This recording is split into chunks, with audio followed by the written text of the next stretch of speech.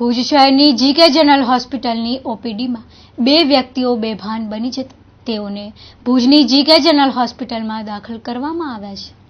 જાણવા મળતી વિગતો મુજબ લક્ષ્મીદાસ રામજી ભાનુશાલી અને બબીબેન ભાનુશાલી જીકે જનરલ હોસ્પિટલમાં આવ્યા હતા ત્યારે એક સફેદ કલરના શર્ટ પહેરીને આવેલા વ્યક્તિએ આંખોમાં મોતિયો છે, ગોળી ખાવાથી મટી જશે તેવું કહીને ગોળી ખાતા બેભાન બની ગયા હતા.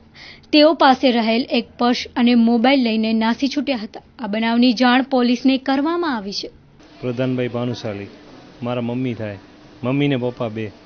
એમને સવારના એ દવા લેવા આવ્યા હતા. અહીંયા નીચે પીડીપીમાં બેઠા હતા તો એક અજાણ્યો શખ્સ આવ્યો. એણે કીધું કે તમને આ બધું બરાબર થઈ જશે, તમે આ બે એક ગોળી ખાઈ લ્યો.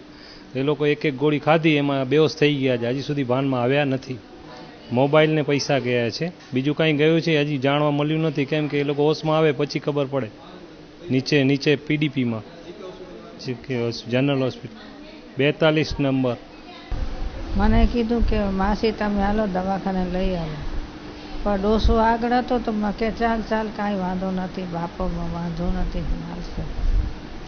તે ડોસાને લઈ ગયો, થોડી વાર ફરાવ્યો, પછી એવી પૂડીકી લઈ આવ્યો, આટલી પીડી કે એનાથી મોતિયો તમારો તૂટી જશે. એમાં 2 જણાને ગોળીઓ ખવડાવી. હું તો નહીં ખાતી હતી પણ મારા પર ડોસો થઈ ગયો. મેં ખાંસી, પછી ચક્કર આવી ગયું, પછી બેભાન થઈ ગયું. શું લેવા હતા તમે સાથે? મોબાઈલ ને પૈસા હતા? મોબાઈલ હતા, 1000 રૂપિયા રૂપિયા હતા. એ લઈ ગયા બધા? બધું લઈ ગયા. કઈ જગ્યાએ? જીકે હોસ્પિટલમાં, જનરલ હોસ્પિટલમાં? જીકે.